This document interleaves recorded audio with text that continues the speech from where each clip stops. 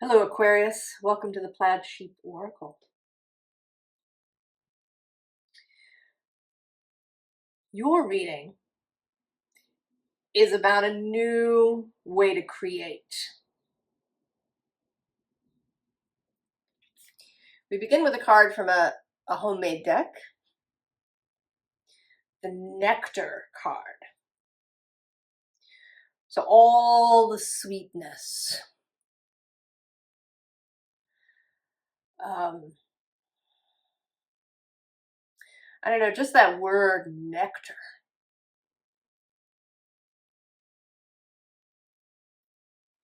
What does that bring up in your body when you say it to yourself?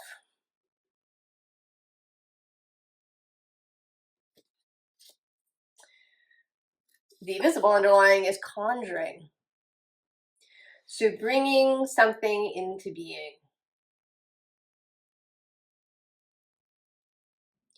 How you bring something into being. How you conjure. Now below that is migration. And then hearth. And then I'm going to go one more with conception.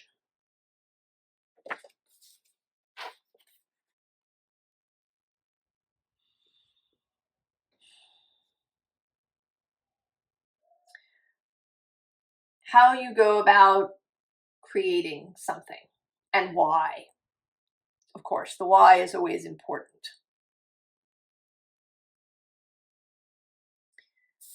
The bottom of the deck is timeline shift. And I sometimes say that, that I don't think of timelines as, the way that you kind of see it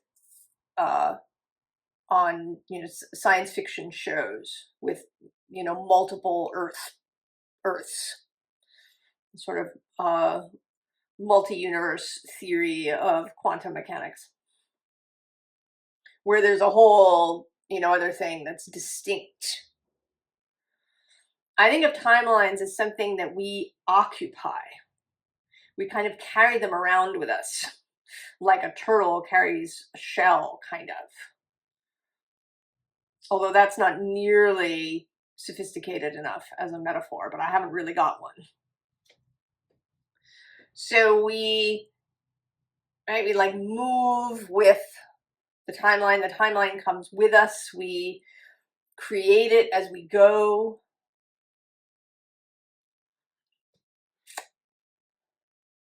And so it's not, I think, a sudden thing so much.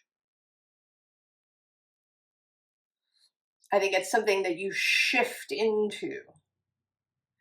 And also that it's not static, it's changeable. And there's something about that you'll begin to understand.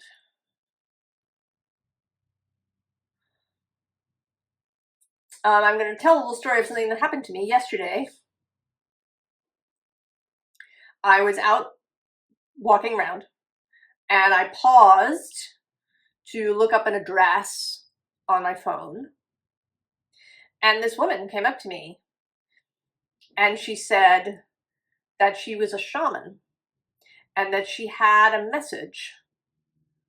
Archangel Michael wanted to tell me that my power was in my left side, meaning the feminine. And I said, I agree.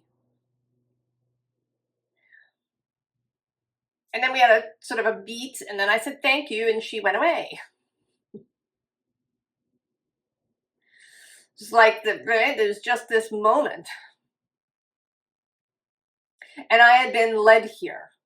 When I don't have, if I go out and I don't have a specific destination, or even if I do actually have a specific destination, I will let my wider self, my inner knowing, whatever you want to call it, lead. When I get to a corner, you know, I choose at each corner. Do I turn? Do I continue straight? And so on. And I've been doing that. And I was brought to this corner and I stopped there to look this up on my phone. Not a coincidence. And I think that it has to do with your reading too.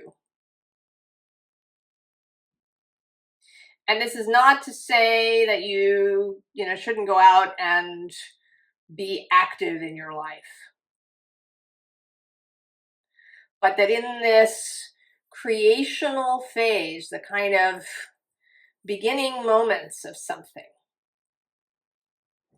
that there is a call for receptivity and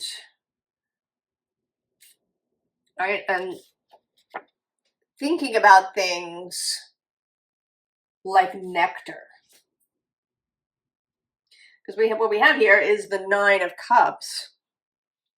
That wish fulfillment, that all the things, all the feelings. Below it is the Four of Swords with this dreaming phase. You know, it's not even like an active meditation, it's just a dreaming.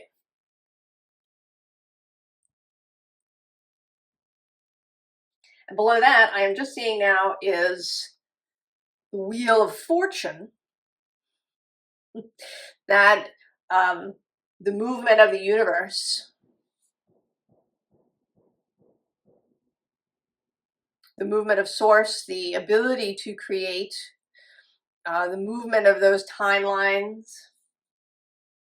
And then below that, I'm going to go one more, is the King of Cups.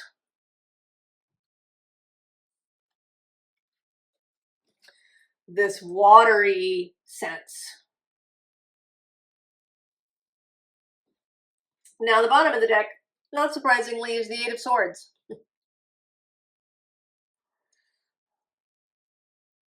And for many of us who are raised in modern culture, and I think this is true even if one thinks about kind of the differences between East and West, and more holistic thinking versus more specific thinking. I think in the modern world there is still a lot of default to the intellect.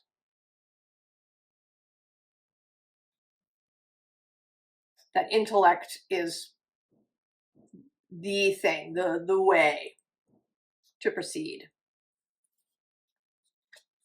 Then we get the Empress. And she's a very interesting Empress because she's got this flaming wand. She's like the Empress who picked up the Ace of Wands somewhere.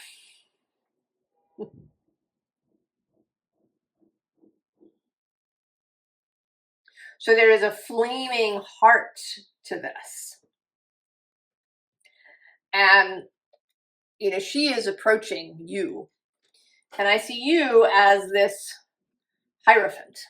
And this is a very interesting Hierophant to me, because she doesn't really look particularly pleased to be there. She actually looks kind of bored. Or, even beyond that, a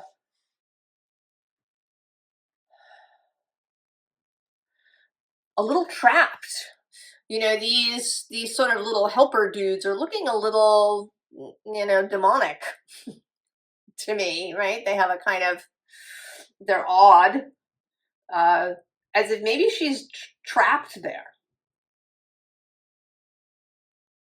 That she's become trapped in her belief system and in those things that she has given her fealty to. And I think those things are the Three of Swords and the Six of Pentacles.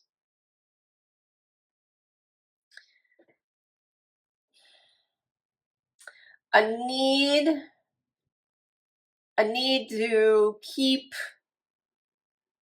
pain, to keep confusion, to keep longing kind of at bay, to keep things absolutely in perfect balance, to make sure that everything is always exactly reciprocal, to keep things logical, reasonable,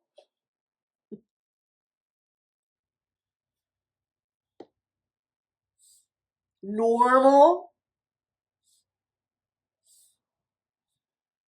to not maybe make waves, to not stand out a lot or make trouble.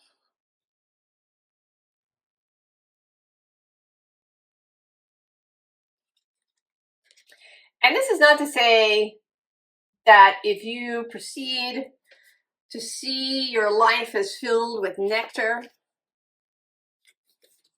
and to see yourself as, you know, drawing in all of that beauty, that, you know, you're going to cause trouble for other people.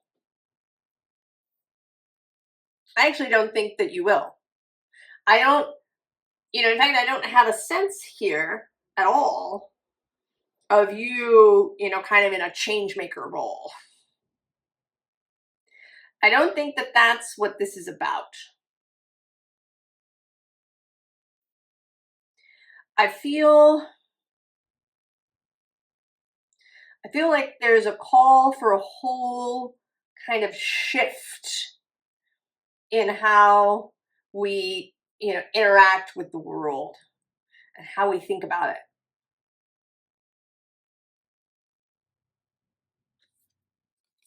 Right? The Ace of Air.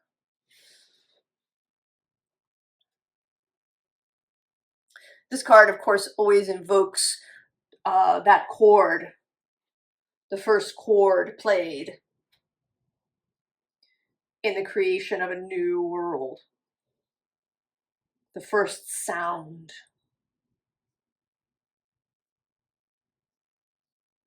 In Christianity, it's the word. Right? In the beginning, there was the word, the logos.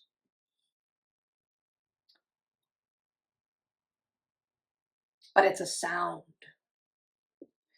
And below this is this guardian energy.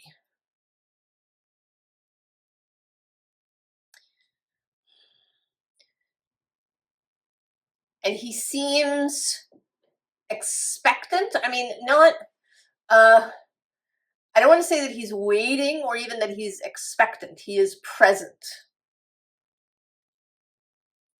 And when the chord is struck, he will move. And interestingly, below that is balance. But I want to say a dynamic balance, homeodynamism.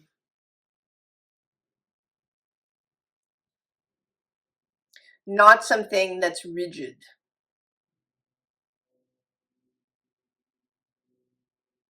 Balance in the way of nature.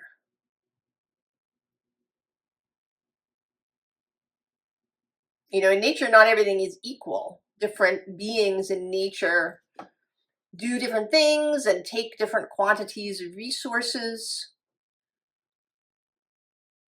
but it all fits together like a puzzle. Now, interestingly, I started this reading in terms of laying out cards at 11 a.m. this morning. The bottom of the deck is the goddess of air. And she sits in the king position, which is your card, the King of Swords.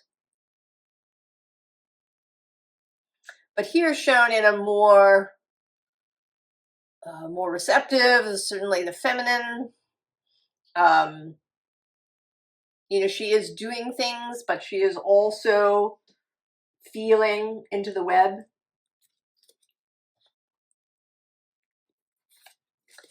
And then we have the Council of All Beings, which sits in the Magician position in this deck. In this deck, the cards run backwards. Only the Fool, who is the Pilgrim, sits at the 0 position. And then all the way at the other end at 21, this is what would be the Magician. But here, in kind of a group way.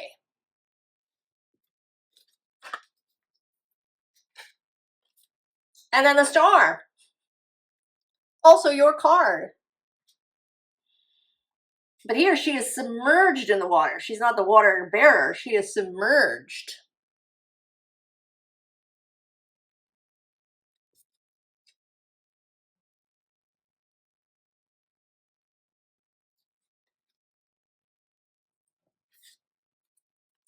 And then the 10 of Earth, which for me in this deck is the path opening up. I kind of picture these mushrooms as kind of popping up as you go.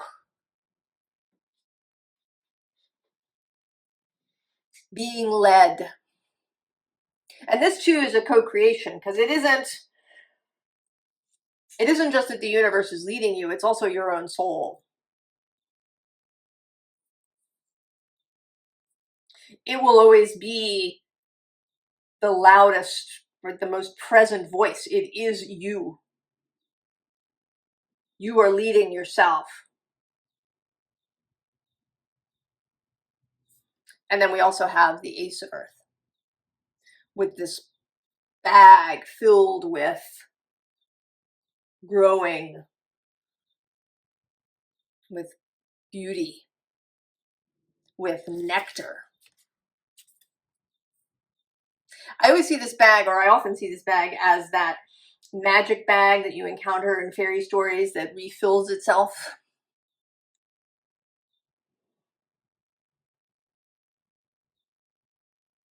Right? That connection to the non-physical, to your soul. Right? That's what enables this continuous affluent flow.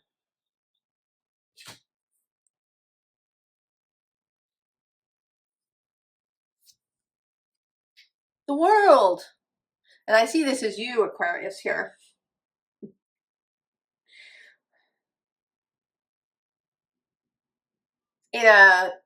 In this youthful way.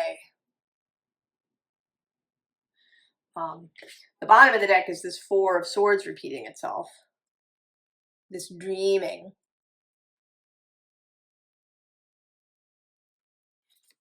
It may be that you've been receiving messages in your dreams, or even in your daydreams.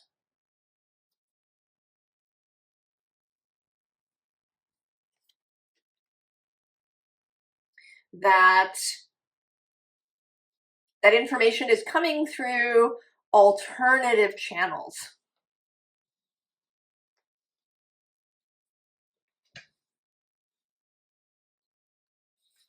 And I think that you're becoming more and more able to listen and hear those messages.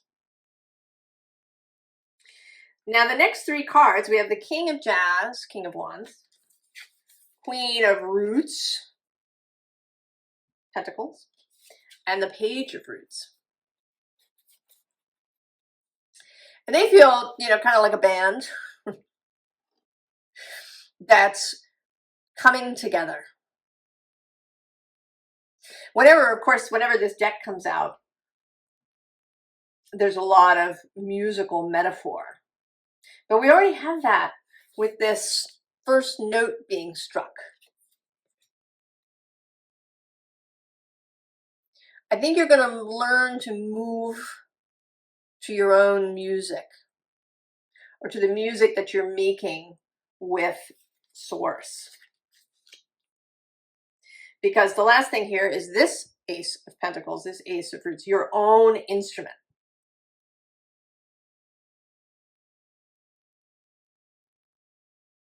So this is about learning to join the orchestra, to join the music. And maybe Maybe you also get information, revelations, epiphanies, messages come to you through music, through song.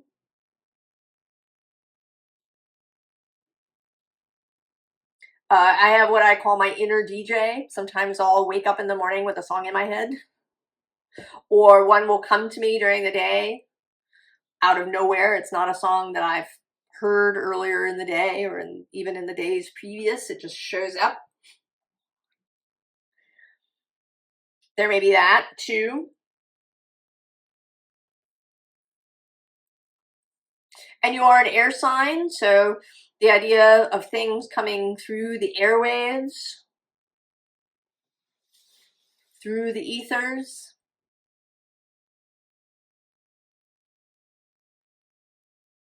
and through language, but also through sound.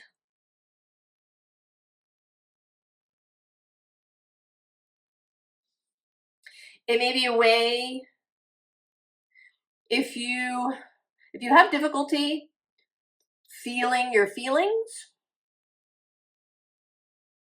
music may be a way to really teach yourself about that. Listening to different pieces of music. How do they make you feel? And you could even, put aside lyrics and listen to music that doesn't have lyrics. Just to gain more experience in feeling what you feel and knowing what you feel and identifying what you feel.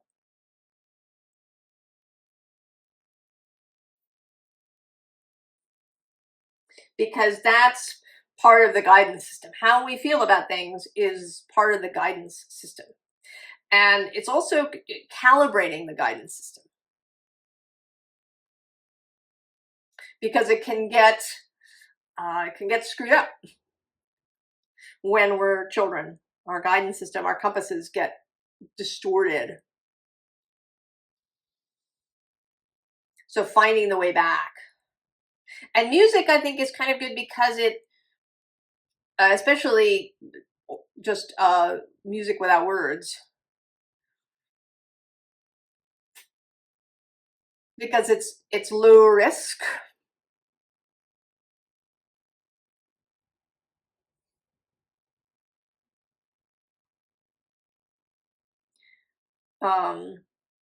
We learn to discern about our feelings. Feelings, it's not to say that feelings are always right. I mean, you feel the way that you feel. But that isn't necessarily a clear indication of what's actually happening around you. Because if some event has triggered some early memory or some traumatized section of yourself, you can feel really bad, disturbed, fearful. But it may not be an accurate representation of what's happening around you. So learning to discern those things that are reactions, that are the nervous system, like clenching up, and those things that are intuitive.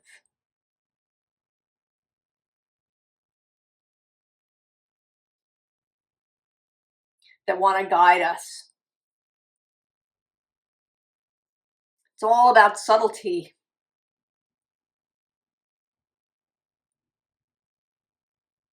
And I think that Aquarius, sometimes maybe you have a little difficulty with subtlety. Your planets, Saturn and Uranus.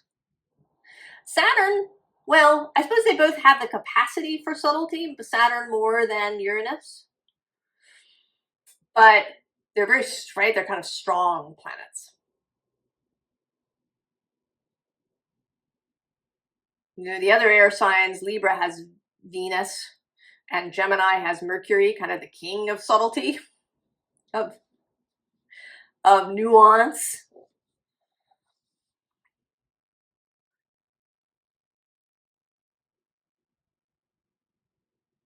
So training yourself to feel subtle energies, to feel subtle shifts in your own being.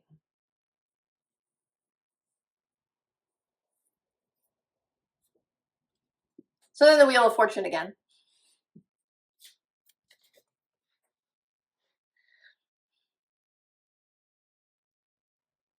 And this feels like, you know, expecting weirdness. Right below that, we have the Nine of Pentacles. This is the Nine of Cups repeating, but, you know, kind of weird. And then this fabulous Page of Aether. Freedom. Intellectual freedom, freedom of mind. And then below that actually is the World. Oh, and now I'm seeing the Tower and Death.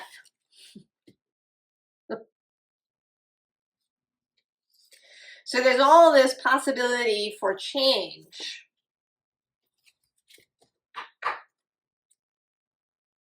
That is available through a change of perception, through the ability to feel the more subtle movements of energy and your own feelings. The bottom here is the Knight of Pentacles, the Knight of Cups. He's Pisces, court card. And Saturn has been moving through Pisces. On May 24th, he moves into Aries for a little while, for a few months. He'll move back into Pisces and then be back in Aries permanently, or at least for, you know, another 2+ years next year, early next year, February. So there's been a real opportunity to practice these subtle energies now. And maybe one of the things you want to do is really pay attention. Do you feel differently between now and after May 24th? Does that shift of your guiding planet into Aries, can you feel that? And see, you know, are there some subtle changes in how you want to move through the world and what you want to say, maybe, or in lines you want to draw, or something you want to build, or maybe something you want to take apart?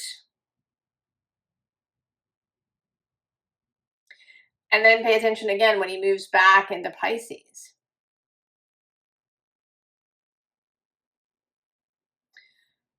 Like, really focus on learning about these subtle energies so that you can be led,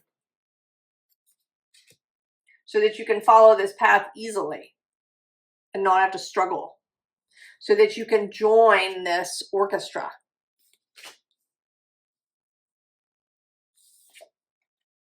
Knight of Combustion, inspiration, learning, as well as teaching, exploring.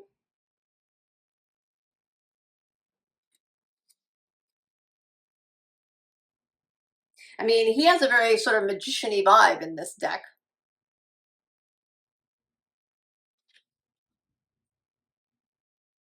Bringing up that conjuring energy.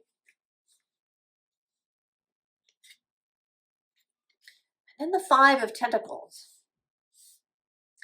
And I usually see this as her, you know, saying goodbye to something that she doesn't need anymore. But today it's looking like she's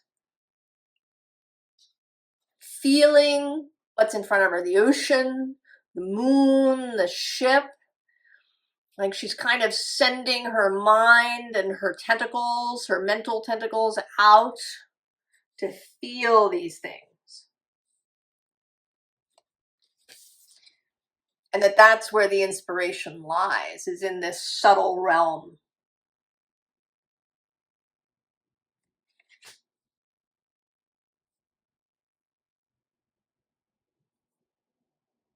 Learning real subtlety of feeling.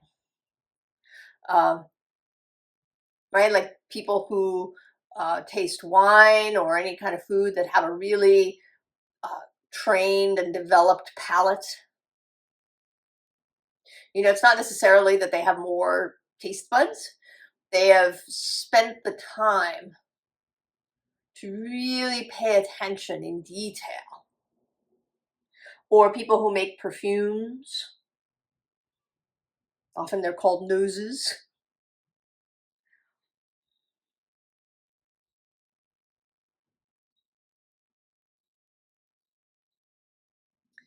Becoming a connoisseur or connoisseuse of subtle energies.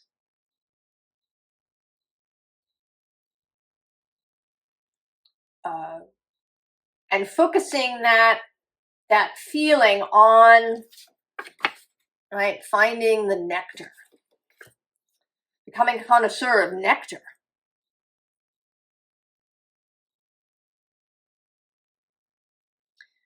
Formal advice. Unmask your darkness, combined with fly with the dreamer. So this really is, right, leaving where you've been and flying with the dreamer. Moving more into this subtle realm. The bottom here is cuddle and cradle.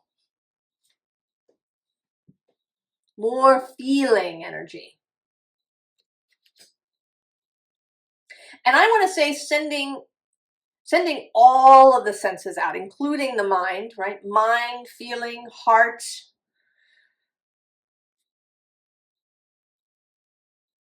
Expanding the capacity. You know, maybe also becoming a connoisseur of resistance. Being able to feel when something has some resistance in it, when a thought or, you know, an idea or an action has some level of resistance in it, and maybe turning away from that. I mean, my fingers are starting to tingle. Like when I do sort of an energy healing or Reiki.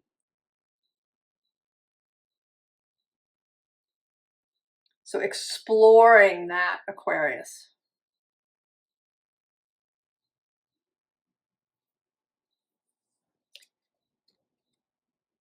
Inhale permission, exhale relief. I mean, this may really feel like a relief. Establish sanctuary. And this is that clarity and freedom of your own mind. What thoughts and beliefs are really yours that you genuinely agree with? Yes, I believe that. I think that is true, or that is right,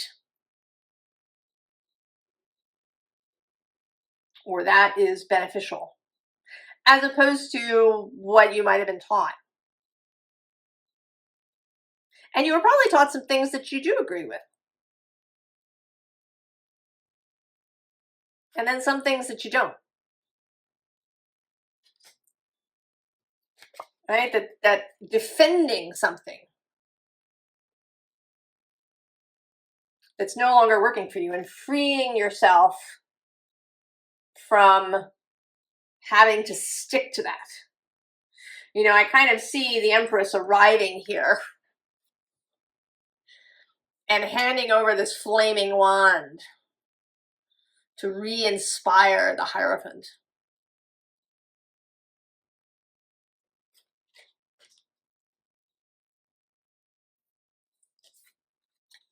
And then grow your wishes.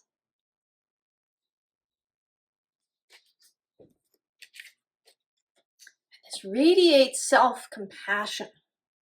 But even more than that, you know, these two look like the same person, right? Right, they've got similar colored outfits, but after she has inhaled this permission, she transforms.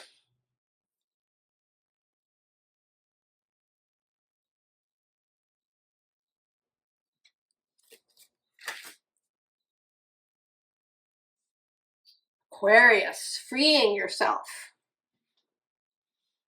freeing your mind, and becoming this explorer, taster, connoisseur of energy, of the subtle realms, so that, right, you find the nectar, you conjure the beautiful, you move around in this right, this timeline that's always shifting and expanding and moving in and out, and that you can feel your way through it. Oh, Aquarius, serious mastery. I hope that it sounds exciting to you, and that you come back and tell us how it has been for you. I wish you the very, very best, Aquarius, and I'll see you next time. So long.